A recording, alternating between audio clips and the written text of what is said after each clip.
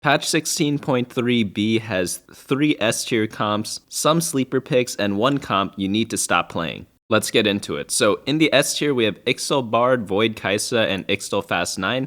Kaisa is really solid right now. I think it's super consistent. So if you ever have the items for this and just want to play 1 comp, this is going to be the go-to. If you want a super high roll, Brock is still very good. You just need a very big cash out for it. And lastly, the Ixtal Bard comp. This one just might be the most OP comp out there right now.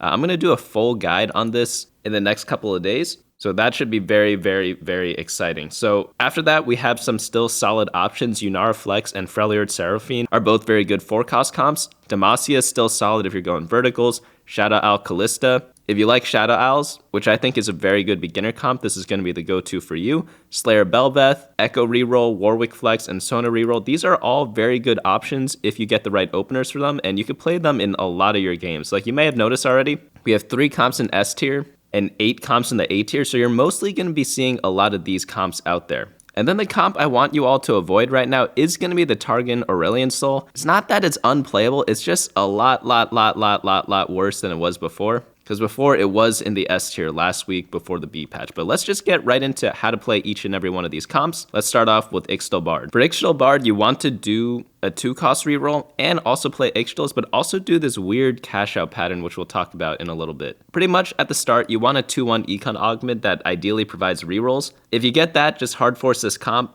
You won't regret it. That's stuff like Epic, Trade Sector, Prismatic Ticket, Calculated Loss, anything that gives you rerolls at the start of the game. In order to unlock Bard, that's going to be just your signal to just hard force this comp. It really is that good. Next, you want to have 3 Ixtal by 3-2 at the very latest, but ideally in early parts of stage 2. If you get it in stage 3, you probably want to be decently healthy to play this. Then after that, you need a lot of AP items because you got so many people to itemize, but luckily all these units use all sorts of different items. And lastly, Econ Portal is preferred, but it's not completely mandatory. But before we talk about the cash out pattern, I want to show you the comp. It's just Bard, Orianna, Nico, and Vi 3-star. These are all 2-cost units, so obviously you want to do 2-cost reroll. That's going to be rolling at level 6, mainly starting at stage 3-2. But if you are able to get Milio is going to be a great option at 3 costs as well. And then obviously you want Nidalee in if you have Nico. Skarner's really good because he's another Ixtal unit. And then Brock is obviously Brock once you do unlock him. So pretty simple comp.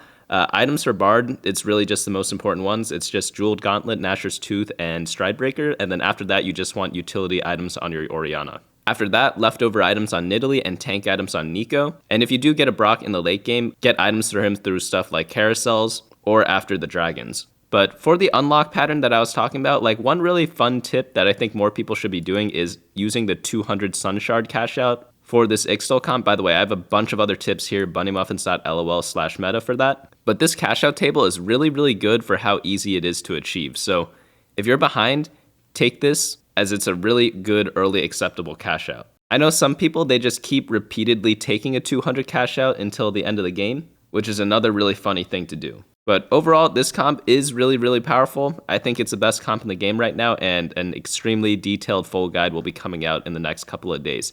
Next build up we have is Void Kaisa. So there are 2 Kaisa boards you want to pay attention to. It's going to be the level 9 and the level 10 board. You're mainly going to be playing the level 9 board unless you get crazy econ for level 10. So the level 9 board is going to play 4 Juggernaut, 4 Void, and 3 Longshot. And honestly, AD versus AP Kaisa, it's not like that important which one you go for. You just build whichever one you have items for. Like, honestly, it's pretty even right now. If we look at Kaisa, go to her items, you'll see that Rage Blades 4.18, 4.19 for Jewel Gauntlet, but then like it does drop down for the IE Spear Shojin build. But both are viable. It really just depends what items you have, because we can't really handpick our items every single game. The most important thing to have for this comp, though, is having Void active early. If you have it active on stage 2-1, that means you can unlock Rift Herald earlier, because the way to unlock Rift Herald is to play Void for 8+ combats. So essentially what happens is that you get Rift Herald and Kaisa during the later parts of stage 3 just because you played this comp. Having 2 4-cost units at that point in the game is so helpful, and it just stabilizes you super hard. For the rest of the comp, you could add in random stuff like, I mean, you don't have to play this exact build, but if you ever do get Ziggs, adding in like the 3 Zon helps him out a bunch. So that's going to be Mundo for Bruiser with Rift Herald, Singe just because he's a good 4-cost unit, and then you could pair that up with Cho'Gath, who's a Void unit, and then Swain and Shyvana, who are also Juggernauts. But Swain and Shyvana honestly could be a little optional. Swain is nice though because he gives you Arcanist with Kog'Maw, and Shyvana is Shyvana. But after you itemize your Kaisa, you want to focus on your tank, which is going to be your Rift Herald, and then it's going to be your Ziggs with your utility items. By the way, fun fact, if you have a Rage Blade, but you built AD Kaisa already, it's perfectly fine because Rage Blade works really well on Ziggs. So if you built a Rage Blade early but then only get swords or whatever, it's perfectly fine to switch to AD Kaisa and then save the Rage Blade for your Ziggs later. Now, obviously, the Baron board is going to be the strongest board for Kaisa. However, you don't often go for this because you just simply don't need to. Level 9 is going to be a lot more stable and a lot more consistent, but if you are able to do a win out, definitely try to go for Baron. The way to do that is if you get double Econ augments, or if you're on Econ Portal plus Econ augment, that's going to be the only time I kind of go for this. But that's pretty much what this comp's about. It's just super consistent. It's probably the most consistent comp, some may say. You just have to decide which type of Void comp you want to play that game. Next comp up we have is going to be Brock Fast 9. Brock Fast 9 is a little trickier to play now. I can't deny that because, as I mentioned before, you need a 625 cash out now to play this comp instead of 550, which makes it much more difficult to get. But if you get Ixtal Expeditionist, it makes it a lot easier because you get some health. But 625 is pretty much a guaranteed win out, like no matter what. Also, I know I said in the past not to take this, but the alternating quest gives so many sun shards that I think it actually might be worth taking now just to get to 625 or to help you get to 625. It's just a little tricky to do, and obviously you do have to get a little lucky, but if you do get it, you will win the game. So it's an extremely 1st or 8th comp, obviously, right? Like it's higher risk, higher reward, but I highly recommend only going for this if you can actually get to 625. That includes maybe getting some quests done early on in stage 2 while still preserving your health, maybe getting a health augment in stage 3. Those 2 things happening makes this comp a lot more playable. And again, the rewards definitely are justified. But if you're a beginner, like I don't recommend playing this comp if you're trying to win. If you're trying to have fun, definitely go for this. But if you're trying to like win as many games as possible, you really do have to master this comp in order to get good results from it. Next build up we have is going to be the A tier. This is probably one of my favorite comps. It's going to be the Yunara Flex board. I don't know what it is. I just love Yunara. Her with the Rage Blade IE combo. 3rd item doesn't really matter. Some people are building Titan's Resolve now. It pretty much just makes her get a free Quicksilver after she attacks 25 times. So it's pretty nice to have and also gives her a bunch of stats. But pretty much all you do with this comp is just go for 5 Ionia. It's pretty simple to do. As long as you have IE Rage Blade in this comp, it kind of doesn't matter. Your late game is also really good because you get to play Kindred, which is a really good legendary. You get to play Shyvana, which gives you Juggernaut with Swain. Swain gives you Arcanist with Ahri. And obviously Set is going to be very powerful in the super late game. All Set really needs to do is cast 1 time. That's kind of why you put him in the top right or top left. Top right is preferred because his little sit-up position is a bit closer. I don't know if he actually takes more time from the top left to walk over to a sit-up position. Visually, it looks like he does, but I haven't taken out the stopwatch to actually fully check. But I'm just a simple man. I just put Set on the top right. It's right next to his positioning. He goes there, does the sit-ups, comes back out, and then does 1 smash, and ideally you win the game at that point. But you need him to kind of die in his first cycle as soon as possible just so he could start doing the sit-up cycle right away. In terms of positioning, I'd say that is the most important thing ever. The rest is kind of optional. You might be wondering why Shen might be in the 2nd row. The reason is because Swain wants to tank a little bit, just so he gets his ult off a little bit quicker, but you could put Shen in the front row also. It doesn't really matter that much. The result difference is very, very minimal. But pretty much to play this comp, you just want to do a fast 8, fast 9. Getting Econ Opener or like Econ Augment, one of them is nice. It's not mandatory, but it is nice to do. But the real sign to go for this comp is if you have IE Rage Blade with like a Jhin. But the real sign to go for this comp is if you have either Infinity Edge or Rage Blade and you have some sort of Ionia start using Jhin as an item holder, because then this makes this comp really, really easy to play. There's also a Freljord version. It's not as popular, but it's still pretty good. Plays around Volibear, Set, and Kindred as like your late game bombs. Definitely is viable. If you get a random Braum 2-star, it is worth exploring. Next build up we have is going to be the Freljord Seraphine board. I personally love this board a lot because I think Seraphine's just a cool champ. I don't know why. But this is also a good Bronze for Life board if you ever do get that augment because you do play a lot of bronze traits. But Braum main tank, he's going to use Warden with Loris. Loris is a Piltover, Seraphine's a Piltover, so it just works out really well that way. Add in Lissandra and Volibear just because they're good units. to get to Freljord, and then add in Kabuko, because he's going to be Bruiser with Volibear and Invoker with Lissandra. Kabuko just works really well with any Freljord comp. After that, you want a Disruptor, it's going to be Azir, and then Renekton's just really good if you have items for him. With your flex spot, you have Taric. Taric obviously is good, but he really could be anything. You could play like Fiddlesticks, you could play Shyvana, any 2-star legendary can kind of replace Taric, but he's always a good placeholder for when you don't have anything else to play. If for some reason you have an infinite amount of gold, you can also play Ryze on this board. All you have to do is level up, play Ryze, and then swap some items over onto him. I don't know if the game's going to last that long in a lot of cases, but it is one of those options to get like a super good late game spike. But pretty much if you ever get AP start, so if you built like a Jeweled Gauntlet, Morello, or Void Staff early, you definitely can go into this comp. But pretty much some other stuff you need to make this work is item augments are really good because you have so many people to itemize. Access to Azir kind of makes you really focus on in this comp. For example, if you're just going generic AP builds, then you just randomly get an Azir as you're doing your roll down for other stuff. That's another sign to kind of go for this because he really is just the best disruptor to complement Seraphine with. Other things that help is maybe having a Warmogs to help unlock Volibear.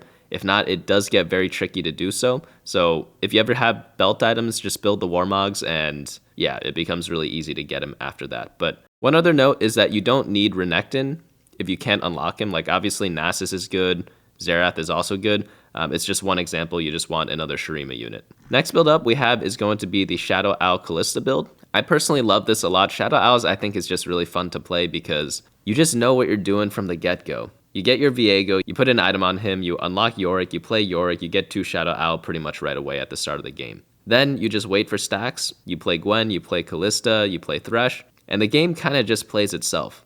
Viego is also a great item holder for like pretty much anything, and then you even have a trait twin in Thresh and Yorick. Pretty much all the Shadow Owl units have good complementary 5 costs. For example, Kalista and Fiddlesticks are both Vanquisher, Viego and Kindred are both Quick Striker, Yorick and Thresh already have a thing, but you could also play Ornn if you want to farm an item in the mid game, and then Gwen can work with either Mel or Azir. By the way, you may have noticed that, yes, you could play Mel with Shadow Owls as well, because you could play Mbessa with the Mel to get both Vanquisher and Disruptor with the Gwen, but obviously you have to change your board up a little bit. But that's another good thing about this comp. If you want to customize it, you can. It really just depends which champions you're hitting. So you don't actually have to play this default board that you see on my screen here. But pretty much the main goal is to just do well in the early game because you get more souls that way when you kill a lot of units or when a lot of units die on the board. And generally that does happen because Viego 2-star with items generally wins a lot in the early game, so it is really nice to just have that at the start. So again, that's another reason why this comp is easier to play. Pretty much if you're a beginner, if you ever get offered this comp at the start, being offered it meaning having Viego 2-star, pretty much just go for it because you really can't mess this up. I believe in you. If you want to check out more info on how to customize this comp, head on over to the Data Explorer. You'll be able to see all the different breakpoints of the Shadow Owls trait, and also see what other types of units you can add or take away. For example, if you got Kindred and you're playing Viego, you might wonder what the rest of your team comp might look like, and this little tool can help answer that very easily. Next build up we have is going to be the 7 Demacia build. 7 Demacia is another good beginner comp. Similar to other vertical comps that we've seen in the past, vertical meaning going deep into one trait, you want to be win streaking or at least having like solid starts during your game. So pretty much only go for 7 Demacia if you actually have upgraded Demacia units at the start, because if you don't win early and if you don't have upgrades, you're going to have a really hard time unlocking Galio, and that's just going to spell a lot of trouble for your team. Items for this comp haven't really changed too much. You want the Gunblade on Lux, generic AP items after that with a mana regen, tank items on Garen, and then for Zilean, he's a nice little add-in as a legendary for utility items because he gives you Invoker with the Sona. There are other builds of Demacia. You could go for Vayne 3 with Kraken, Hextech Gunblade. That's really good. There's also Sentinels of Light with Lucian Senna, and then there's also a Dragon Guards build based around Shyvana and Jarvan. By the way, if you ever wanted to check how good those versions of Demacia are, just go to the stats trait section and then type in something like Dragon Guards, and then you'll be able to see that it does pretty well. Pretty much it just does something for both Shyvana and Jarvan. Next build up we have is going to be the Gangplank Slayer build. This one's really good if you get a bunch of melee items. You just pretty much hard force this. So if you get Kiana Briar start, for example, and you get a slammable for them, you easily could just pivot into this comp or build into this comp. It's not pivoting because you're playing Slayers, right? But essentially what you do is you play Bilgewater and use your Bilgewater shop to get Gangplank 3-star. You don't even have to re-roll for him at all. You could roll for him at level 8. And you just have a lot more econ than you normally would compared to other reroll comps in the past. So what you want to do in your Bilgewater shops is buy all the lesser duplicators there, buy all the copies of Gangplank that you can there, get Gangplank 3-star for free, get to level 8, roll for Bel'Veth, and then you pretty much just have a duo carry that just gets unlocked automatically. I don't mean unlocked as in the unlock mechanic, I just mean unlocked as in your comp gets unlocked, right? But one very important thing to note about this comp is that you cannot forget about utility items. Getting anti-heal and armor shred is super duper important in this comp, and Gangplank and Bel'Veth both cannot really hold these items. So you always want to make sure you have an Even Shroud and Sunfire Cape on your Rift Herald, because having those effects are pretty much mandatory in every single comp. Very easy to play though, because again, you're playing a reroll comp, but you don't even need to reroll. And if you ever get a melee item start, it's kind of a no-brainer to go for this. Next build up we have is going to be Ekko Reroll. This is another melee comp, but it's kind of more dependent because you need best in slots on Ekko. That's going to be Rageblade, Bloodthirster, and Titan's Resolve. And you could also hard force this comp if you have an artifact that's really good for Ekko. You might be asking, what are the good artifacts for Ekko? Just go to the Explorer tool, put in Ekko, put in 3-star, go to Items, go to Artifacts over here, and then you pretty much just see all of them. But I think Wit's End is going to be the best one. It just gives him everything he needs. He auto-attacks, he gets healing from it. It's pretty nice, but pretty much any artifact is going to be pretty decent on him. For the rest of the comp, you want 5 Zon to buff him up, and then 4 Juggernaut. 4 Juggernaut's just really good because Blitzcrank and Singe are trait twins, and then you just add in 2 really good Juggernaut units in Swain and Shyvana. So that's why that kind of makes sense. It's not mandatory to run them, but it is a good generic combo. But pretty much all you care about is Ekko. You need to probably get a reroll augment to 3-star him without wasting all your gold. And then after that, Singe is really good to hold on to utility items, Swain is good for holding tank items, and then Vi is good for holding anything left over. But pretty much the game plan is to stabilize on stage 3 around Ekko 2, then slow roll for him. And one thing to note is that it's really important to actually be strong on stage 3, because you really do have to win all these rounds in order to kind of survive later on in the game. After that, you want to aim to hit Ekko by stage 4 or 5, because this comp does fall off much later into the game. Overall, it's still very solid, but you just have to make sure you time the comp correctly. Next build up we have is Warwick Flex. This is an honestly awesome build. Really fun to play. I just like Warwick. He's a pretty fun concept. This comp has him out being played with 5 Zon. That's going to be Mundo, Vi, Ekko, and Singe being added in. And then you pretty much just build the generic melee items on Warwick, Sterix, Titan's Resolve, and Bloodthirster. And then you could put utility items either on Singe or Seraphine. And then you run Kindred for Quick Striker. Before you get Kindred, you could run pretty much any Quick Striker. I like using Draven. He's just cheap and sometimes farms me gold. If you get a Yunara, you don't really want to upgrade Yunara to 2-star because you might lose some interest threshold. So pretty much I just leave Draven in until I can get Kindred. So that's one little small tip there. But to play this comp, you just want to do Fast 8 or Fast 9, depending on how your game plan's going. Get some melee item holders, so the Slayers are good for that, as we talked about earlier. Ekko can kind of do it with Titan's Resolve and Bloodthirster from the Zon units. And then eventually you'll have some board that kind of looks like this. By the way to unlock Warwick is a little bit weird. You need to field a Jinx and a Vi holding an item at level 7. So what some people do is level up to level 7 on stage 3-5, roll for 1 Jinx and Vi, and then you get Warwick unlocked on stage 3-6. If you don't do it then, you could do it on stage 4-1 during the neutral round, and then you get him unlocked there. By the way, getting best in slot is pretty important, so while it is good to win streak with like Kiana or Briar, as I talked about before, lose streaking is okay as long as you get best in slots, because you also do help yourself unlock Singe by losing 35 player health when you do have a lose streak. Next build up we have is going to be Sona Reroll. Sona Reroll is very solid Demacia comp still. If you ever get a lot of copies of Sona at the start of the game, just hard force this, because it really is easy to play and the results are fantastic. Sona 3, Archangel's Jeweled Gauntlet, Nashor's Tooth, pretty much non-negotiable on the items. But because you have Sona 3, and ideally Jarvan 3 as well, it makes unlocking Galio pretty easy, even though you did a 1-cost reroll. So because both of these are 3-starred, it means that you don't need Garen or Lux 2-starred in order to unlock Galio. You need 12 star levels to unlock Galio, so if you have 3, 6, 7, 8, 9, 10, 11, 12, you can get away with having Garen and Lux 1-star to get him, which obviously makes it much cheaper to do. But pretty much, I like having 1 reroll augment whenever I play this, because sometimes it is hard to get both Sona and Jarvan. Some games you're just like, oh, I just got Sona right away, I shouldn't even roll for Jarvan. That's perfectly fine to do. You just have to remember that you have to get either Garen or Lux 2-star in order to unlock Galio. But that's kind of like the only decision you have to make in your game. Obviously, you don't really care about Jarvan that much. Like, if you have Sona 3-star and you have like Jarvan 2-star, no extra copies of Jarvan, do not reroll for Jarvan 3. Just level up and go for Garen or Lux 2-star instead. The reason why is because it's just not worth investing that much gold into Jarvan because he really doesn't do that much for your team, no offense to him. And getting level ups instead and playing more Demacia units is going to help your team out a lot more. But just do a 1-cost reroll for this comp. That means not leveling and then rolling on stage 3-1 for Sona and Jarvan. And then after that, you want to all in on stage 4-1 if you haven't hit her already. Next, we're going to cover some B tiers. Veigar Yordles is still a good comp. It's just very rare that you play it because it's too hard to get 2 hats. But if you do get this comp going, it is still very strong and honestly performs pretty well. It's just a bit tricky to get and probably not worth your time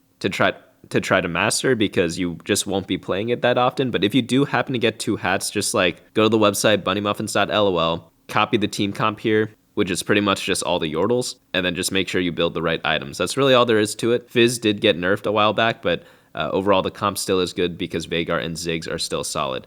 Next one up we have is Ryze Ziggs. Like pretty much all the Ryze boards are still good. They're just really hard to play. That's why I kind of moved them down a bit. Targon Ixtal, like it's super situational. Like if we look at Ixtal right now, he is at the bottom of the 5-cost units again. So they did over nerf him probably. Not probably, like it did happen, right? But there might be some crazy scenario where you still can make this work. Maybe if you're super, super rich, like richer than Bill Gates or whatever. I guess that's not even the richest person anymore. Well, whatever the case is. But that's kind of the only way to make Ixtal work. 80 Fast 9, still solid if you get the Draven to work out. Singe Seraphine. The Braum Seraphine is just a bit better. A little more reliable on the tankiness part. Bruiser Ryze, again with Ryze boards, like it's just so expensive. We're just not in a Fast 9 meta as much anymore. It's mainly like stabilizing around level 8 because like the Kaisa board is just wrecking everyone right now in stage 4. So it's just hard to like AFK all of stage 4, go level 9, and then play the Ryze. I'm not saying it's impossible, it's just harder to do. And obviously you need a lot of econ to do it. So on econ portals, it definitely is better. Gangplank Draven, the other Gangplank's just better. Yeah, pretty much all the builds in the B tier, there just are better versions of them out there.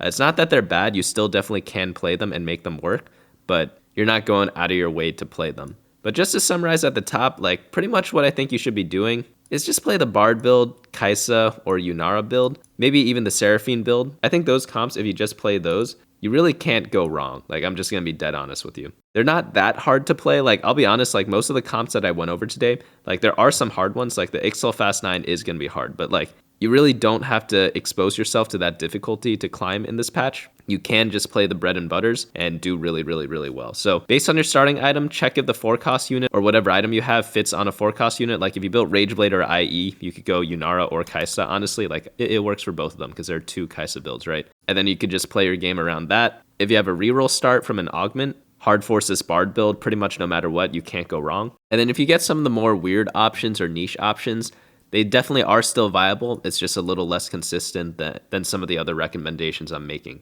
Oh, and I almost forgot. There is one bonus comp for this week. It's going to be the Double Trouble Malzahar build. It's very, very fun to play if you haven't tried this yet. I'll be adding it to the tier list shortly, but it should be around in the A tier. Pretty much people are just going Double Trouble and then playing Malzahar Nautilus for 3 costs. I thought this was a pretty unique comp. Just because we haven't really played Malzahar carry the entire set. Like, name me one comp this whole set that featured Malzahar as a carry. Like, I really can't think of one. So all you need to do is get Double Nashor's Jeweled Gauntlet. Double Nashor's works on a lot of champs now with the Jeweled Gauntlet, ironically. It's just one of those kind of new builds that people are doing just because they buffed the item a while back. So it is interesting to see that. Seraphine going to be a solid secondary option for utility. She just hits like pretty much every unit. That's why Seraphine's so good. And then Nautilus main tank. Honestly, you could do Loris if you get Loris 3-star first, but I think Nautilus is going to be a bit tankier, and then you add in Cho'Gath for Juggernaut. How many units do we have here? We have 7 units here. You're pretty much going to be spending most of your day at level 7 anyways because you want to just get all the 3-stars 3 costs. So in order to do that, you need the Augment Double Trouble. Prismatic Ticket definitely helps. Any reroll augment helps. Team building can be especially good. But yeah, that's pretty much all there is to this comp. Very solid option if you do get offered Double Trouble. But that's going to be it for me today. Hopefully you all enjoyed this video, and I'll see you all in the next one.